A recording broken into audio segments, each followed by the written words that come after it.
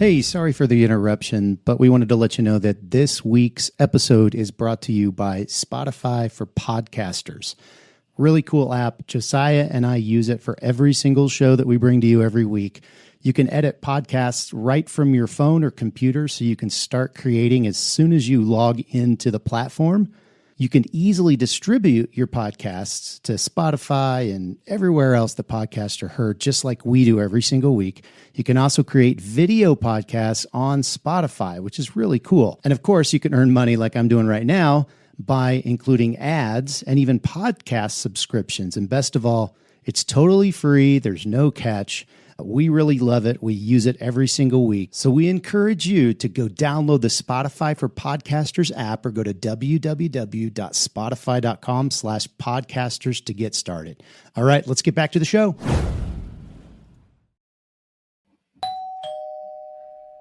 On today's episode, we're going to talk about 4 options to bring print-on-demand production in-house. Let's get into it.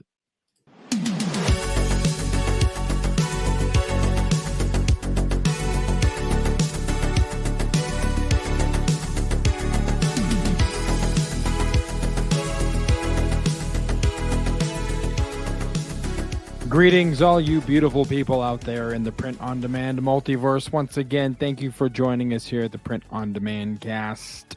While we have you, before we get into the nitty-gritty, as it were, if you're whatever you're listening to us on, however you're finding us, if you leave us a review, share the content, let people know that we're out there, because we feel like this content's valuable, and you do too, which is why you are here with us each and every week. And who is us? Well, as always, I am joined by my co-host, Travis Ross. Travis, once again for Make Your Mark Design, but a little less back pain this time. It would seem. Little less. How was your weekend? How was navigating the back pain? Like, I saw you guys had a gig. Your band had a gig. How was that in the midst of back pain? Lots of things. Lots of things happening. It was crazy. This particular incident with the back pain, it's kind of I think I might have touched on it last week, but it's a reoccurring thing that happens every, I don't know, few years, where it's pretty dang bad. Sometimes it'll just be minor, but this time it really sucked. And so what happens is overnight when I'm sleeping, I'm kind of in one position, and then I try to get up in the morning and my back's like, F you, dude, no, quit moving. And it's really, really painful in the morning. And but then towards the evening, as I've kind of, been moving throughout the day, it gets better. And so Friday night was our actual gig. And so I was able to do that. But Sunday or Saturday morning, it took me an hour to get up, get out of bed, go to the bathroom, get dressed. Well, actually have my wife help me get dressed, because I was just in so much pain. I would stop. I'd have to stop and lay down and recover because it hurts so bad. And so we finally went to the ER, and they gave me some steroids and some muscle relaxers. So if you're wondering why I look so much more buff, it's the steroids. Yeah. And then I actually went to a dispensary, because in Colorado, that stuff's legal, and I got a 50 CBD, 1 THC 1-to-1. thing. Yeah. It's like the 50, the CBD is all painkiller. And then the 1 THC is just in order to activate the CBD. Right. So it doesn't actually get you high, just is supposed to help with pain and all of that. So that has helped. Ibuprofen, Tylenol, you name it. I've regular Walgreens in the Ross home these days. Yeah. And I was saying though, but because I'm, eating all of these medications and everything, I'm super thirsty. So I've just been downing water. So, in the end, having back problems is really good for your health, because you'll drink more water. Yeah. So, I mean, I don't know. 1 out of 10 doctors recommend throwing out your back to increase your water intake. Yep. But I certainly can empathize and sympathize. I have been there. I think it was 2 years ago at this point, where I did something as simple as taking the dogs out, walking up the stairs to our apartment, and bent down to pick up the leash, stood up, threw out the back, and it was game over for a week. I couldn't function correctly. It sucked. So I feel your pain. but not really. I don't want to feel your pain because it No, sucks. you don't. I don't. No, but I know what you're going through. All of that to say. The one thing that it allowed us to do though, because towards the evenings I would be feeling a little better and whatnot, and so we were a lot of couch time. So we were watching some movies and some documentaries, and my wife has a degree in theater and a minor in dance, and some like musicals are one of the things that we really like. And we were watching this it's kind of a documentary on the sound of music. If you don't remember that, if you're too young for that, it's an old musical. Julie Andrews starred in it, and they were talking about some of the unique things that happened during the shooting. And one of the cool stories I thought was during the shooting of Sound of Music, Julie Andrews, she was giving an interview for, I don't know what magazine, or I don't know what it was for, but she mentioned during the interview that she had bought this cheap lipstick that fell apart and made her breath stink, which I thought was really interesting because, I mean, in the end, her super color fragile lipstick gave her halitosis. I'll have to ask my accountant about that.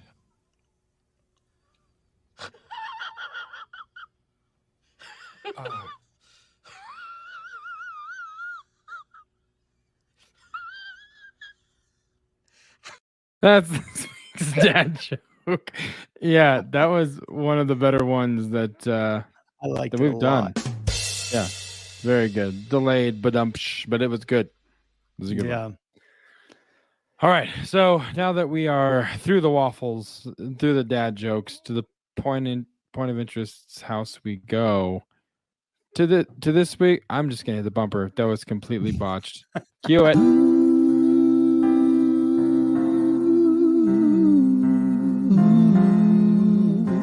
Point of interest.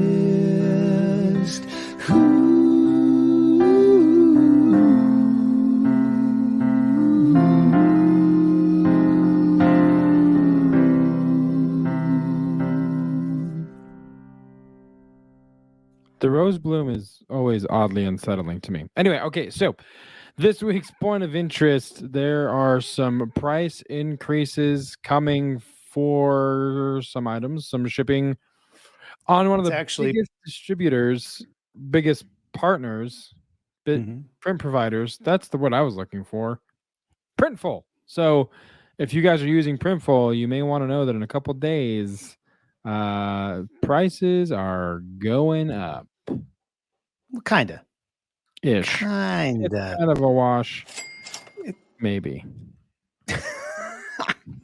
So, all right, I'm gonna go live here on my screen, and it's actually some products are coming down, which is pretty cool. And to be fair, this is something that we have been seeing a little bit of in the apparel industry. We've seen prices go down from some of our vendors even. So it makes sense that, Printful's passing some of that along to you, but it seems like it might be in a little bit of a sneaky way, but let's kind of dive in and you can tell me. So it's actually happening.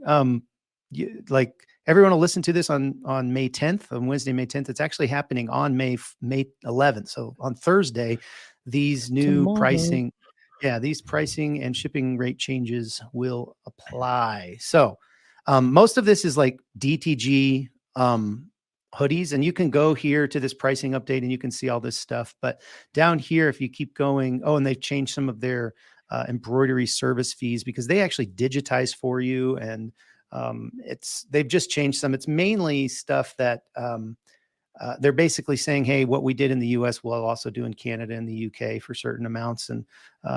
And yeah, so anyway, you scroll down here and you can see by country which of these products, these DTG products, are going down. And so the one that I was really interested in was specifically the 64,000 soft style shirt. Yeah, it's one that we use as a kind of our there's a good our go-to, like our standard one. And so you click down the little drop down and you can see they actually only offer it in 4 and 5 colors, and it's probably one of the reasons they can keep their pricing so low. But currently today it's $9.95. On the 11th it'll be $9.25 for these 5 colors, which is it's really a good price. That's awesome. Now the other thing that, we sell a lot of is hoodies. On this particular page of like, hey, what's going up and what's going down. Yeah. The only hoodie that they are listing is their unisex heavy blend hoodie, which is the Gildan 18500. And yeah, this one. Well, the pricing isn't bad. The current price is $22.95. It's going to go down to $21.95, except on, it looks like, some of the 2X Plus sizes. and the plus sizes are going to be a little more, but it's going to go down basically $1. The problem with the 18500 or Gildan 18500, yeah. what 18,500? I don't know. Let's just call it the 185. That's Bam. terrible. Finger guns. Anyway, it's a 50-50. And so it's a cotton / polyester, 50% both. And so DTG, frankly, is just not going to be as vivid. It's not going to be as bright. It's not going to be as long lasting as it is going to be on a more cotton dominant or natural fiber dominant hoodie. And so I was like, man, if I was selling on Printful, I wouldn't want to sell these because I think they would be, tough to sell. And so, before we go into the shipping, I just quickly went over to Printful and said, oh, what other hoodies do you sell? And I found the actual one that we sell at Make Your Mark Design. It's the SS 4500. It's an independent trading company. So it comes from a specific vendor. It's not like Gildan, who has sold at multiple vendors. It's like, this is a vendor specific garment. But the price is $30.95 for your small through XL, which I was like, wow, that's expensive. That's a lot more than we charge. And it made me think I need to raise my prices. For sure. But my point is like, they do have some cool colors though. They have like some sand and bone and mint colors. In person, that mint color is great. I mean, it doesn't really do it justice, I don't think, but I've seen that mint color in person and it's pretty stellar. It's pretty cool. Yeah. Alpine green, which is kind of like their forest. And the cool thing is you can also do embroidery on these. It's a little bit different, process and pricing probably when you get it done, because each of those have to be digitized, each design, but they do it super cheap because they're doing it in massive bulk. So they can. But my point is that if I was going to sell a hoodie, I darn well better know what kind of material this is. And if it's going to be a DTG, I need to make sure that it's cotton. And I don't see anywhere where they're saying anything about this. So I would definitely get a sample of the 18500 if you're planning on doing that. But anyway, the other interesting thing is that this S&S or this independent trading company hoodie is not on the price sheet for a decrease. So it's going to stay at that same price, but shipping. So all of these are coming down. There's a 3001. There's the next level 3600, which is their basic t-shirt, which these are great shirts. Yeah. There's, some long sleeve shirts. There's some tank tops. All of those things are coming down. However, shipping is going up. So it used to be t-shirts were $3.99. Now it's going to be $4.69. And then used to be additional product was $2. Now it's $2.20. So that's on t-shirts. So that's going up, what is that? 70 cents plus an extra 20 cents for each additional. Hoodies are only going up like 50 cents. And the additional product will stay at $2.50. So, the interesting thing that I saw in this was like the way they, they're positioning themselves in the email they sent was like, hey, we're going to lower the prices on your DTG. And it's so great because we want to pass those savings on to you. And we're great. However, shipping's gone up a little bit. So we're going to have to, charge a little more for that. Oh, also, I'm not going to mention the fact that not all of our apparel is coming down, just a few pieces.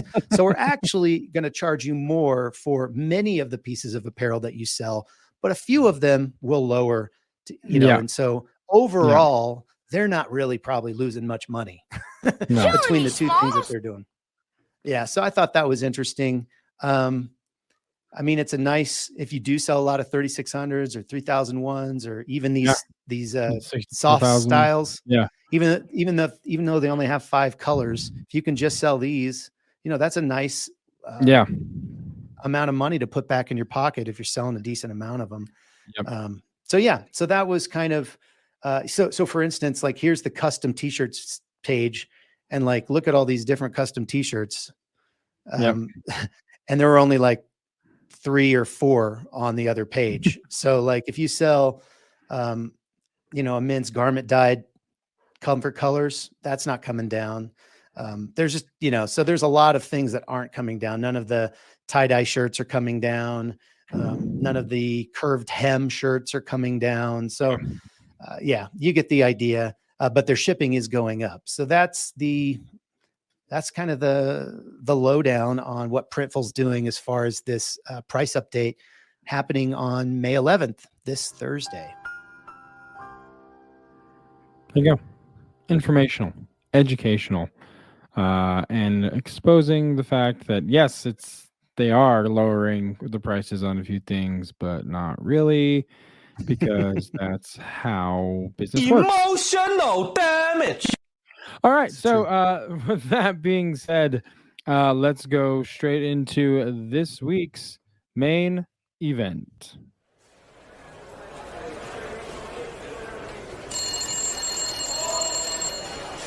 Main event, who's calling?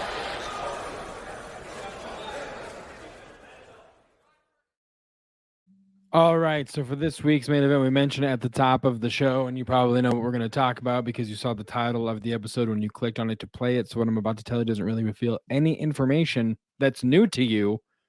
4 options to bring print-on-demand production in-house. So, Travis and I, we have a background in-house production because primarily that's what we've both done during our time in the print-on-demand industry. But we do realize that there's the majority of you, our listener, that's in a dropship phase of the journey, which is awesome. Absolutely nothing wrong with that whatsoever. But there might come a time when you are, going through your dropship journey that you might want to consider bringing some things in-house.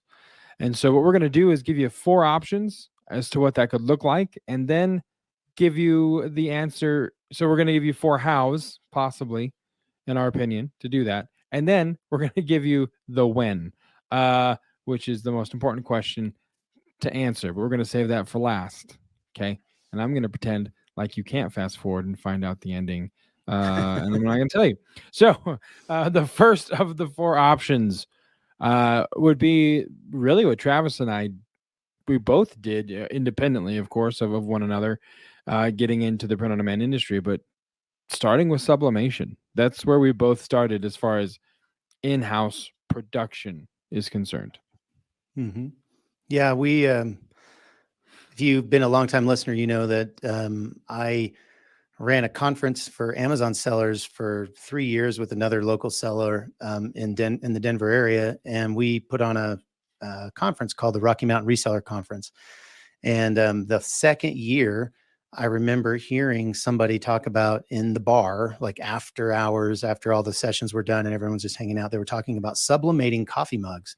And they were talking about how you could get a printer and you could get a conversion kit to where it would convert to using the dyes and that you need for sublimation, and you could do this and do that, and you could buy a cheap press on eBay. And so that's what I did. I was already selling on Merch by Amazon. I had thousands of designs already that I had, uploaded to that platform. And Amazon or Merch by Amazon, or Amazon Merch on Demand, as it's now called, was not doing coffee mugs, and still is not doing coffee mugs to my knowledge. And so I started using those designs and creating listings on Amazon, and by golly, they started selling. And, we just started going crazy. We were making them in my basement. I bought, these they were Chinese mug presses that were not worth it in the end, but they had you could do 2 at a time, 2 pressure points. And, we were just selling them and selling them and selling them and figuring out how to package them and all of that stuff, simultaneously just uploading as fast as we could. We created systems to try to upload them. And, but yeah, I mean, for a few $100s, I was, in the production game and fulfilling all my orders. And then eventually I put some of those, better selling mugs on Etsy. And then I put some of those on Walmart and, just scaled it through that, and then put some of those designs on other products that, Amazon is still not selling. And that has been the way that we have scaled, but it all started with sublimation. Yeah. And sublimation isn't just coffee mugs either. Yeah. Yeah. That's what I was going to say. That's kind of, I think people think about that maybe by default, but I mean, sublimation as a print method, like Travis, you're saying, is a low barrier to entry comparatively to other products or other print processes, I should say. And so you have a lot of products that have a smaller footprint, don't take up a whole lot of space, coffee mugs being one. But again, that's not all you can sublimate. You can do shirts, you can do wall art, you can do tumblers, there's a lot of stuff that you can sublimate, and it's a low cost to get started. A mug press, if you want to do coffee mugs, if you want to do something else, flat press, drinkware, skinny tumblers, wine tumblers. So of course the blanks, the sublimation printer itself, which you can get a conversion kit like Travis did, or you can get a Sawgrass, which you've heard us talk about before. But the mug presses, if you want a good place to go for those, Heat Press Nation, has a fantastic product. We were on their show just a couple of weeks ago, actually chatting with them. So always would suggest supporting Heat Press Nation and their products. And then sub printer like Sawgrass again for mugs, and the Epson F170 for the larger format. Oh, that's the F170 is. I think the F170 is the smaller one, like the Sawgrass. Oh, okay. SG400 or SG500. Yeah. And then there's the F570, which is the one we have. That's like a 24 wide. Yeah. So F170 is Epson's version of the Sawgrass. The Sawgrass SG500. Yeah. Yeah. And those are like $500. Heat Press Nation, like one of their good presses. You're looking at $250. Something like that. A flat press, depending on where you're, where you're getting it from, you can spend $1,000 to $3,000 on a flat press. But again, Heat Press Nation, and then your actual supplies that you're going to get, they're going to range depending on what product you get. But we'll get into kind of some of the comparisons with what you can sell them for if you're buying them from a supplier or a vendor or a fulfillment partner like a Printful or a Printify or whatever, versus doing them in-house. We'll get into all of that, but inevitably you're going to spend a lot less on those blanks than you are a fully decorated product from a fulfillment partner, because they're doing all the work, of course. So that's part of the journey, is deciding, do you want to do that work? Is it worth it to you? And we'll get into that later, because no one will fast forward to that spot. Exactly. The second thing to keep in mind, is how many items are you selling? If you're only selling a few items a week, it may make sense for you to just make them on your own. Because again, just like sublimation, and as a low cost of entry, there's Cricut machines you can get, Glowforge, laser machines that are relatively inexpensive, that make really simple products, and they do a very good job. And if it is something that you're just wanting to start with and it's a lower volume, then you can definitely do that in-house. And then when the time comes, that of course, in a perfect world, you start selling like crazy. Right. You can look at outsourcing, or you can look at upgrading your equipment and keeping all the production in-house. Yeah. I think, this particular point really goes to, the question, are you a crafty person? In other words, if you're only selling a few items a week, it may not make sense to outsource it and buy all the stuff that you need to do to, make a laser product or something like that. But if you're a crafty person and like you're going to use this for Christmas gifts for your family, and you're going to do something for your kid's birthday, or you have kind of that itch to make things and create things. It could kind of scratch two itches at the same time. It could scratch that craft itch, and then it could also scratch your selling on Etsy or Amazon itch. There's a lot of itches that are going to be remedied by this particular point. I mean, you could use a cream, but a Cricut machine or a Glowforge will work just as well for scratching those itches. Yep. So, excuse me, my goodness. As we said, scaling with those machines would be difficult because they're not made for heavy production. But again, right. What a problem to have if you have to cross that bridge and decide which way you want to go. That's obviously ideal. Yeah. And when we say, they're not made for heavy production, it's not like they're going to break or something. I mean, they could. The parts aren't going to be, as heavy duty as like an industrial machine. But what we're mainly talking about is like the speed at which you can do things. Yeah. Like a Glowforge is not going to touch my epilogues back there for speed and power. And so I can do a lot more, a lot quicker. And so I can scale better with, heavy production machines versus consumer grade machines. It should go without saying, but I went ahead and said it. All right. Well, there you go. We just want to make sure everybody is on the same page. Alrighty then. So the third option is heat press vinyl, which you can do a lot of cool stuff with, to be fair. And it's a good way to, if you have designs that are selling, but you don't necessarily want to, I guess there are options to get heat press vinyl or vinyl transfers made and sent to you.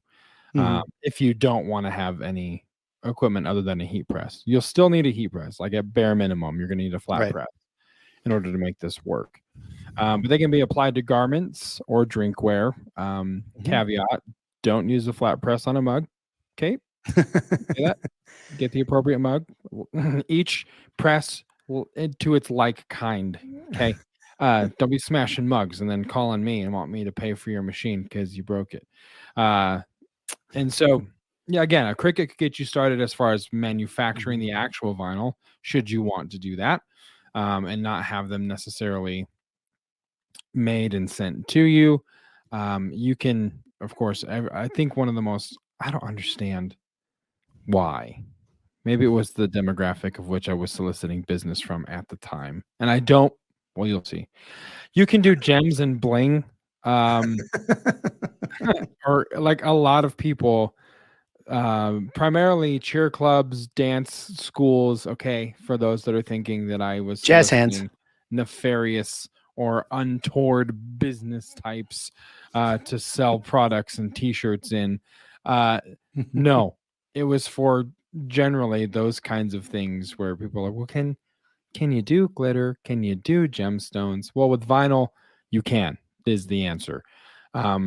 So that's another versatile or aspect of that process. So yeah, there's some really cool vinyl like textures, I guess, or patterns, I guess, that you can also get that has all kinds of bling and shine and crazy patterns, and then you can obviously combine vinyl, so you can do multicolor designs. It's not super easy. The downside is the weeding part, which is where you remove the negative space that's not going to be applied to the garment or the product.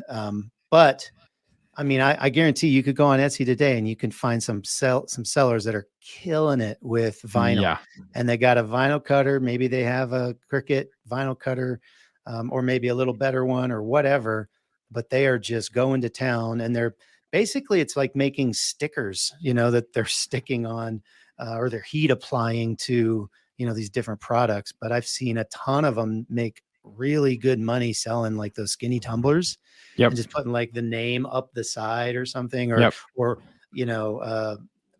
maid of honor or bride or something like that. And using different colors of vinyls and all of that stuff. that is definitely something that you could bring in-house relatively inexpensively, if you have put yourself in that market already, or if you want to put yourself in that market. I think it's pretty easy to be able to produce those things. Now, whether or not you can sell them, that's a whole nother episode. Sure. Yeah, But as exactly. far as bringing the production in-house to be able to provide that for your customers and make better money than you could having somebody else do it, that's definitely an option for you. Yeah. And again, same caveat as with the last point is that should production, take off again, perfect world scenario, what a problem to have. You're going to want a faster cutter or a faster process, better machines to just keep up with, again, more than anything, efficiency, speed, demand, that kind of stuff. So you're just not buried up to your eyes in orders while you're waiting for your Cricut to, slowly. Right. I've never used one. I don't know how slow they are or not slow they are, but I'm just saying, hypothetically, you would want something better. So keep that in mind. Again, and then the fourth option that we're going to talk about, something we've talked about quite a bit. I think episode 127, we actually sat and chatted in the lobby of our Long Beach hotel with Brandon Mills about this particular option, and it's called direct to film, DTF. Mm-hmm.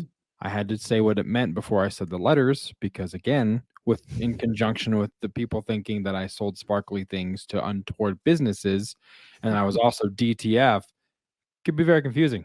Direct to Very film. confusing. Listen, if you have one or two designs that are doing well, you could consider DTFing those. And Travis, you have some experience like producing DTF and working with it as well, right? Yeah. So there was a release probably 6 to 8 months ago that finally made it out to kind of some of the vendors where this is a long story, but or a long way to go around this. But the RIP software that our DTG machines use. So we have the F3070s for color F3070s, and they use a RIP software direct from Epson called Garment Creator. And in the Garment Creator software, it basically prints the white base and then the color on top of it because you're putting it on a garment. In DTF, you have to do that backwards because you're printing directly to the film. And so about 8 months ago or so, Garment Creator put something in the back end of their software that nobody really knew about.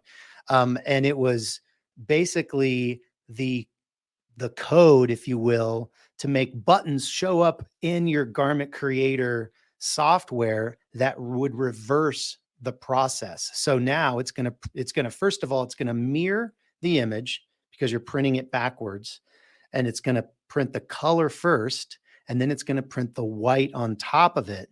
And then when it comes out, the DTF requires a glue. So we have this, it's basically a powdered glue substance, and then it goes onto the back of onto the white. And then you put that white or that film with the color white and glue in that order on either you can hover press it and basically you're just melting the glue into the ink, or you put it in your your dryer. And so we actually have been doing this for some of our one-off projects where we're just basically trying to get really good with it. So we went into the software, the Garment Creator, and put in the code or whatever to have that show up so we can do it in-house. Prior to that, and still on larger jobs, we are doing DTF through Stahl's Ultramax direct to film product.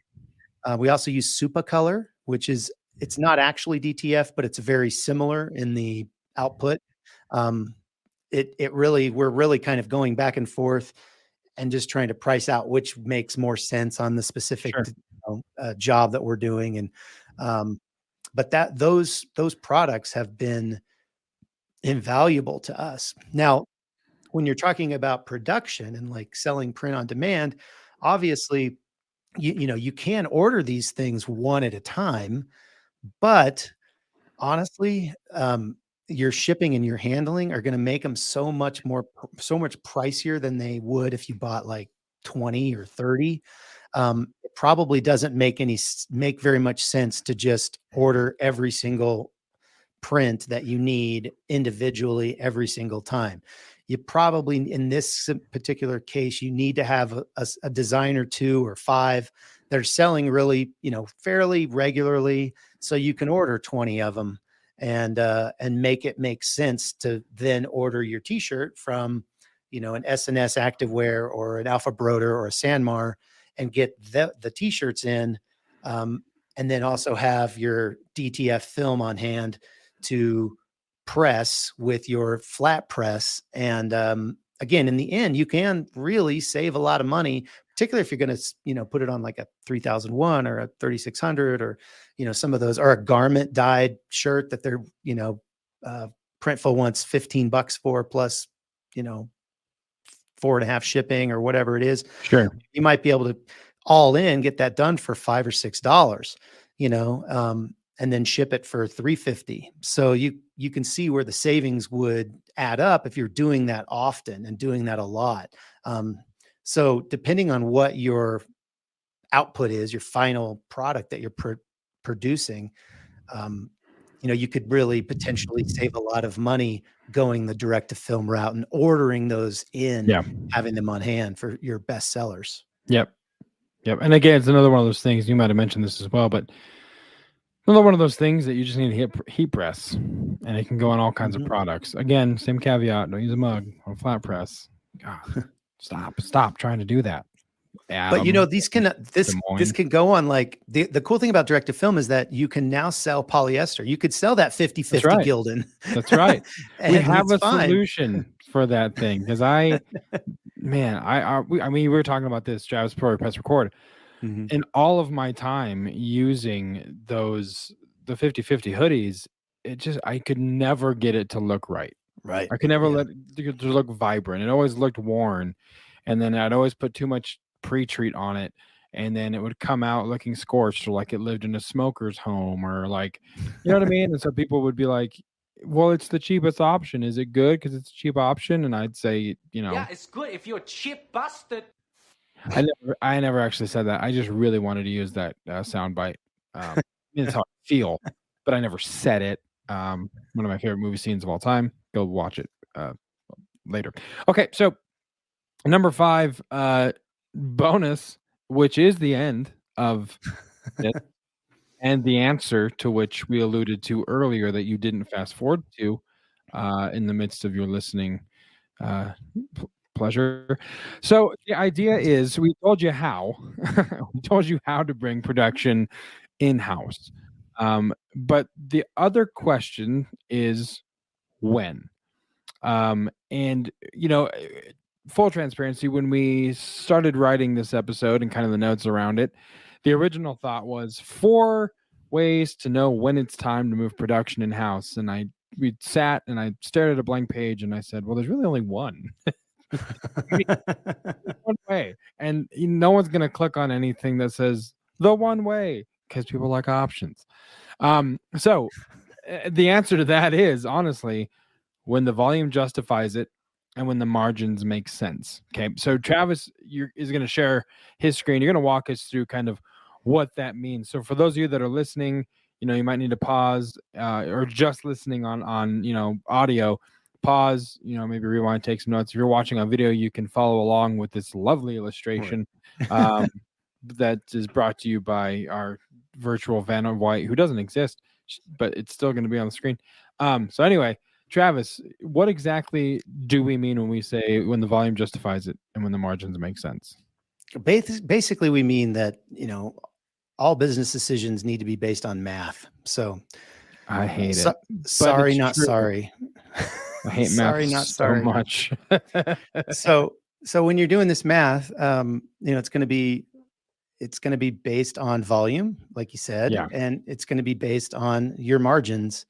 And then it's also just going to be based on your, lifestyle desire, like what, if you just want to have this on the side and have less margins, because you value, your free time and not having to have orders or whatever come into your production flow, then that's one thing, but if you really want to make the most possible money and you have some extra free time, or you have, children that can help you and, you just want to get some cheap labor, all of that, will play a role in this. But I just wanted to give you a couple of examples.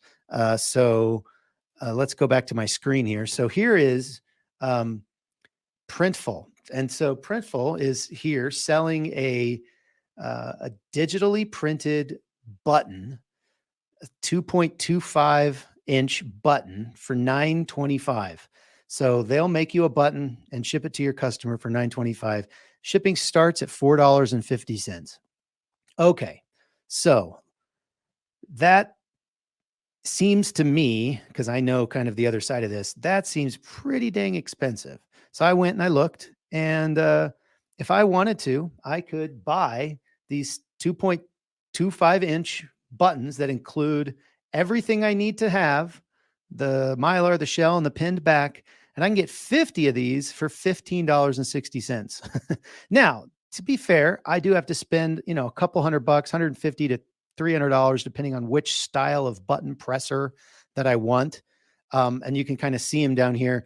They basically just have a two chambers, and you put one part in, and then you press it, and then you spin it around, and you press it again, and then you spin it around, and you press it again. Obviously, you need a printer to print out, the color things, the actual buttons and all of that. But $9.25 plus $4.50 versus, that's, 50 cents, less than 50 cents a button. You can also ship these things for, a lot less, I would guess, considering, they're really, really light. You could probably send them in a padded bag, maybe $2.50, $3 first class, something like that. So all in, you could sell these buttons. Heck, you could sell them for $9.25 on Amazon or Etsy and make a decent amount of money, and charge $3.50 for shipping or something. And you're still making, $4 or $5, heck, $6 or $7 on your actual cost. Now, all of that's got to go towards your machine and your labor, if you're going to do it, or if you're going to pay somebody to do it, et cetera, et cetera. But, but that's one option. I don't know, Josiah, you're muted. I don't know if you have anything to say on any of that. Oh, I didn't know. Have you been commenting the whole time? Yeah, but yeah. Oh, totally. Yeah. Yeah. Dude. Yes. And then it's been muted. But yeah. And then it's done. That's a good example of crunching those numbers to figure out again. And the biggest question is, when you're thinking or when you're working through this, is how many of those buttons, for the sake of this example, do I have to sell to justify the cost of the additional equipment and everything I have to buy?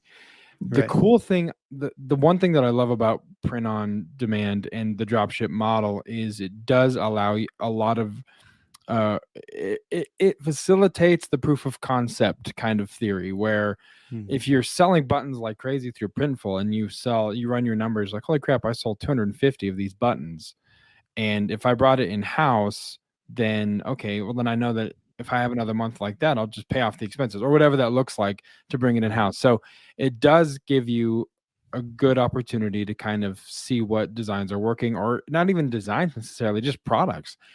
Are buttons going gangbusters? Are they gang buttons? We don't know. Maybe that's a sub niche if you live in California or New York. Gang buttons. You can have that IP. I don't want anything to do with that when the lawsuits come. So anyway, but it gives you an opportunity to really not only have to work those numbers, but it could give you some proof of concept to help you figure out those numbers or make those decisions quicker, depending on how long you've been on, whatever dropship platform. Right. And then the other thing is, like goes back to our other, I think point 2 or something, but when we talked about, are you crafty, or are you a hustler? I mean, you could probably go find in some Facebook groups ways to sell 100 buttons for a local,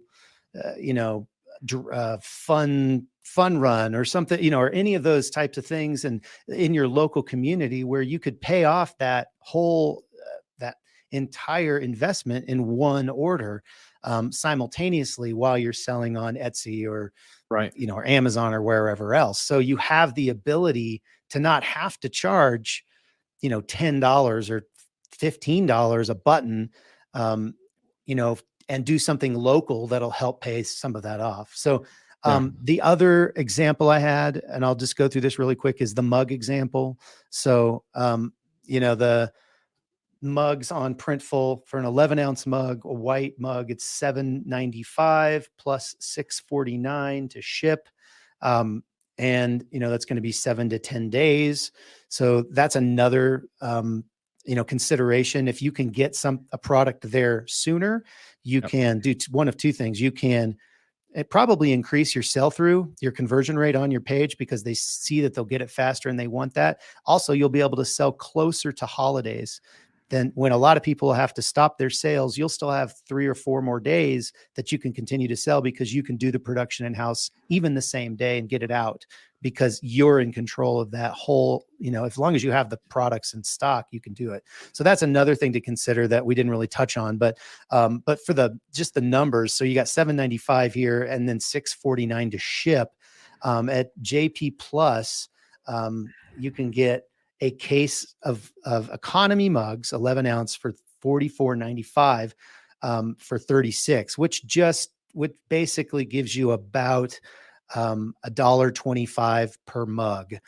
So after if you've bought your sublimation printer, you've bought your heat press and all of that stuff, and you've got that, and you're selling, maybe you're selling a case every month, so how long would it take you? You need to figure out how long it would take you to spread that gap between $7.95 and $1.25. And, by the time you put your ink on there and you use the piece of paper and you have all of that, maybe you're close to $1.50, maybe $1.45, something like that.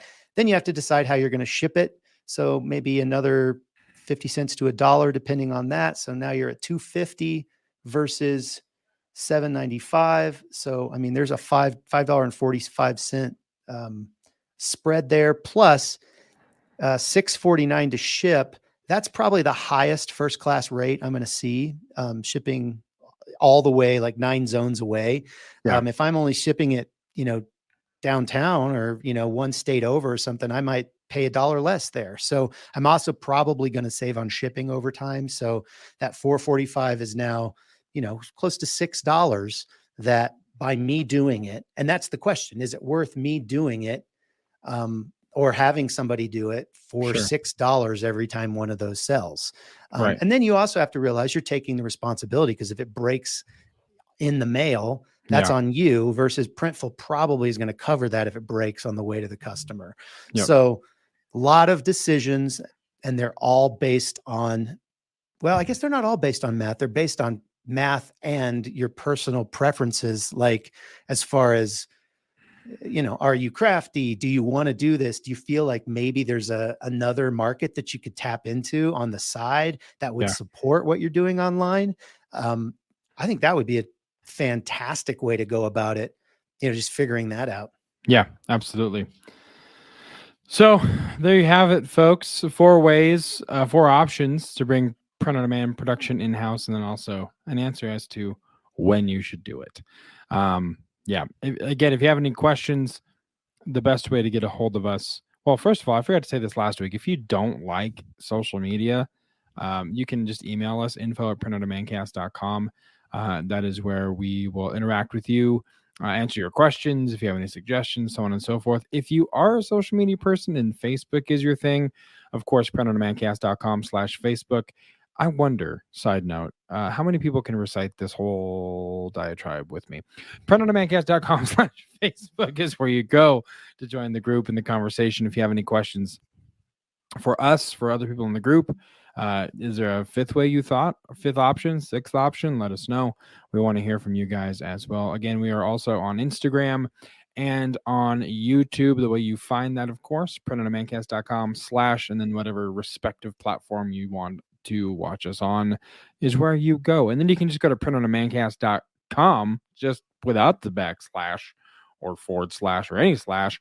And that's where you can find information about the show. It's where you can sign up for the newsletter where we send you informational tidbits each and every week, along with an additional dad joke. I will have to say that Travis will have to hunt very long to find one additional dad joke to beat the one that we had today on the show, because it was GOAT status. And I'm not talking about the animal or LeBron James. Okay, so if you guys are listening to us on Apple Podcasts, please leave us a review and a comment. Let us know what you think of the show. That helps the algorithms. That helps people find the content. Another way you can do that is just share this episode. There's a share button on Spotify, on Google, on Apple Podcasts, where you can share to your favorite platform. And speaking of favorite platforms, if we weren't on your favorite platform already, we certainly are now, if you know what I mean. And then by that, I mean, look at the screen.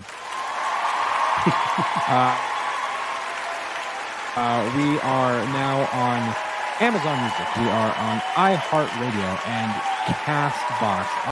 So, again, we are on all of those platforms now, brand new to them, so you can find us there as well. But thank you guys so much for listening. We look forward to being with you again next week. But until then, for Travis, I'm Josiah, and we'll see you right here on the Print on Demand cast. See ya.